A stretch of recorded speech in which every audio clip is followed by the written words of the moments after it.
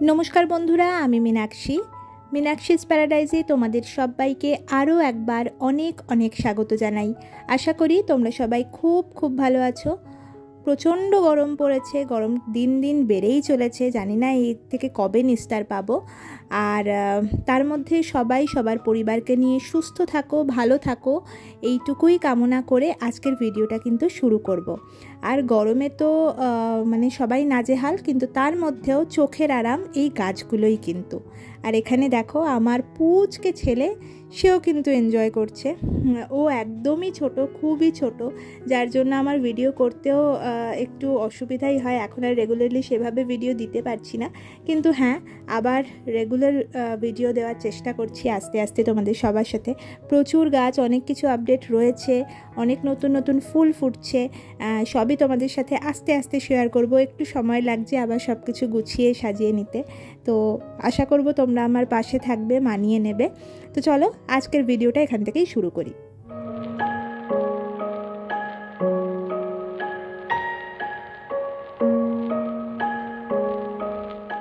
এই যা তোমাদেরকে আমার ছেলেকে দেখালাম, কিন্তু ওর নামটাই বলা হয়নি।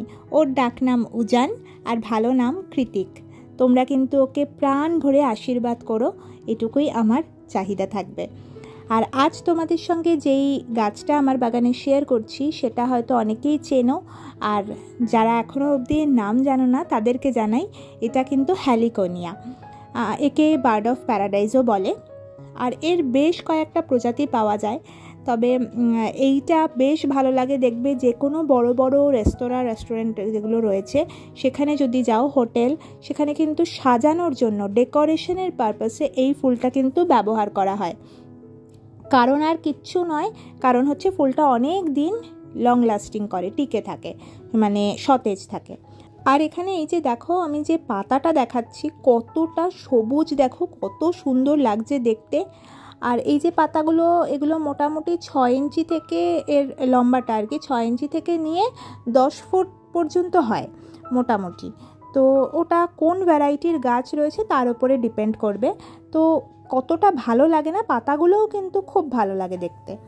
আর এখানে দেখো আমি এরকম একটা বালতি, মানে এটা আমাদের বাড়িতে ভাঙা একটা বালতি ছিল, তাতেই বসিয়েছিলাম। আসলে গাছটা সম্পর্কে যখন আমি গাছটা নিয়ে এসেছিলাম, একটাই গাছ, তখন না আমার ঠিক সেভাবে ধারণা ছিল না, আমি জানতাম না ফুলটা কেমন হবে বা কী বৃত্তান্ত, আদৌ হবে কি না। যখন আমি নার্সারিতে গিয়েছিলাম তখন একটা কোণে এই গাছটা পড়েছিল, তো আমি জিজ্ঞেস করাতে উনি তখন আমাকে বললেন হ্যাঁ এতে ফুল হয়, কিন্তু কেমন ফুল হয় কী হয় কিছুই তিনি বলতে পারেননি। তো আমি সেরকমই একটা মোটামুটি ওই 20-30 টাকা দাম নিয়েছিল, নিয়ে এসেছিলাম। তারপরে যখন একে এইভাবে বসালাম, মাটিও খুবই সাধারণভাবে বানিয়েছিলাম, তোমার ওই গার্ডেন সয়েল, তার মধ্যে একটুখানি গোবর সার, একটুখানি বালি, এগুলো মিশিয়েই এই মাটিটা তৈরি করেছিলাম। কিচেন ওয়েস্টও মনে হয় কিছুটা দিয়েছিলাম, ব্যাস এই নর্মাল মাটি তৈরি করেছিলাম, কারণ জানতাম না কেমন হয় না হয়। তো কিন্তু তাতেই বেশ বাড়বাড়ন্ত হয়। আর এখন দেখতেই পাচ্ছ পুরো ভরে গেছে। এনেছিলাম কিন্তু একটা মাত্র গাছ, আর সেখান থেকে দেখো এখন পুরো ভর্তি হয়ে গেছে। আর এরকমভাবে কিন্তু এখন ফুলও ফুটছে। ফুলের রং তো তোমরা দেখতেই পাচ্ছ কতটা সুন্দর। আর এই ফুলটা ফুটেছে এখনও মোটামুটি কিন্তু 1 সপ্তাহ হয়ে গেছে আমার বাগানে ফুটেছে। আর দেখো এখনও কতটা সুন্দর রয়েছে। যেমনটা তোমাদেরকে আগেও বলছিলাম, এই ফুলটা বেশ কিছুদিন, মানে মোটামুটি 15 দিন তো খুবই ভালো থাকে, আর তারপরেও সব মিলিয়ে মোটামুটি প্রায় 1 মাস কিন্তু ফুলটা টিকে থাকে। তো দেখতে কিন্তু দারুণ লাগে। আর এই ফুলের কিন্তু অনেকগুলো রং হয়, অনেকগুলো আলাদা আলাদা ভ্যারাইটিও হয়। তোমাদেরকে আরও একটা ভ্যারাইটি দেখাবো। আর এখানে এই যে দেখো অত্যাধিক রোদ, ঠিক আছে, এই গাছের জন্য কিন্তু ভালো না, একটু সেমি শেডেই এখন রাখবে, বিশেষ করে এই রকম রোদে। দেখো আমি একটু রেখে ফেলেছিলাম ভুল করেই, তো সেক্ষেত্রে আমার গাছটায় কিন্তু এরকম স্পট, মানে ছোপ ছোপ মতন হয়ে গেছে, মানে পাতাটা পুড়তে শুরু করেছিল।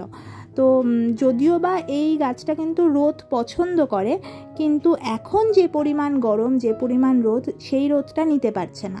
তো সেই জন্য এখন পুরো গরমে রেখো না, পুরো রোদে রেখো না। সকালের রোদটা পায়, এরকম 3-4 ঘন্টার রোদ পাচ্ছে এরকম জায়গায় রাখো। তারপরের রোদটা যাতে না লাগে সেরকমভাবে একটু সরিয়ে দেওয়ারই চেষ্টা করো।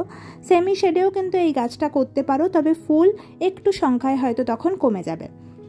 এই গাছটার যেটা বেস্ট পার্ট লাগে আমার, সব থেকে ভালো লাগে, সেটা হচ্ছে এই ফুলটা যখনই ফোটে না তখনই বাগানে কিন্তু পাখির আনাগোনা বেড়ে যায়, প্রজাপতি, মৌমাছি, পিঁপড়ে সব কিছু বেড়ে যায়। দেখো এখানে পিঁপড়েও রয়েছে।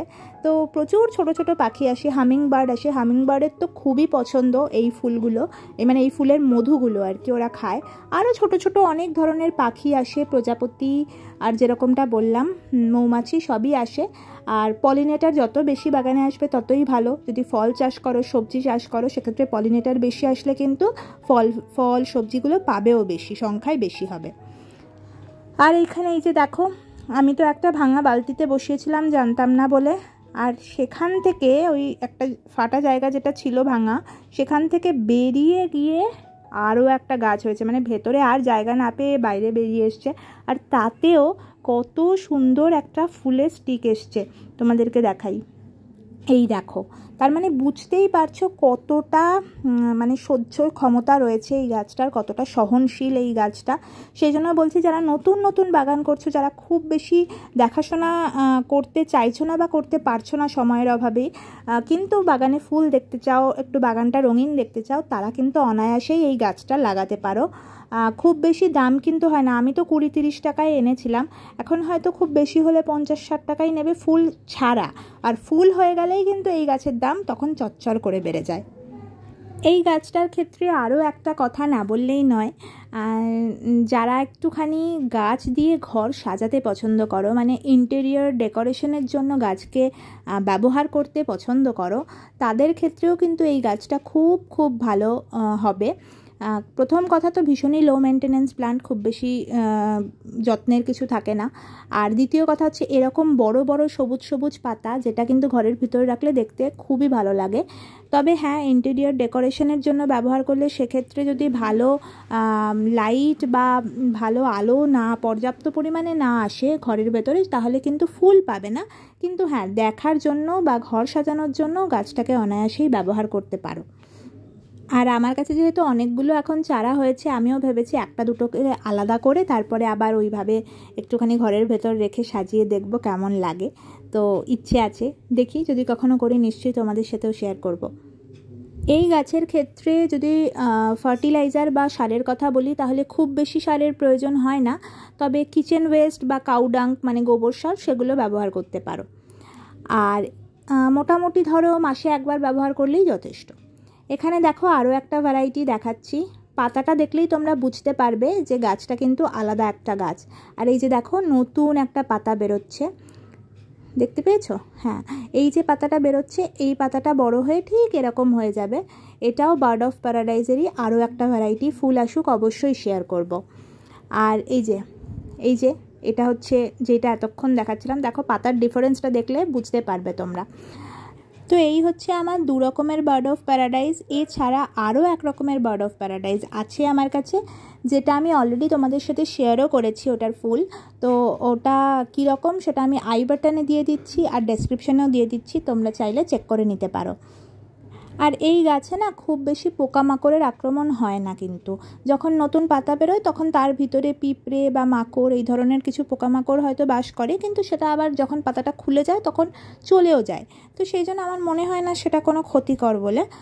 তো এছাড়া কিন্তু আমার বাগানে আমি এই গাছে কিন্তু কোনো রকম পোকামাকড় আজ অবধি দেখিনি।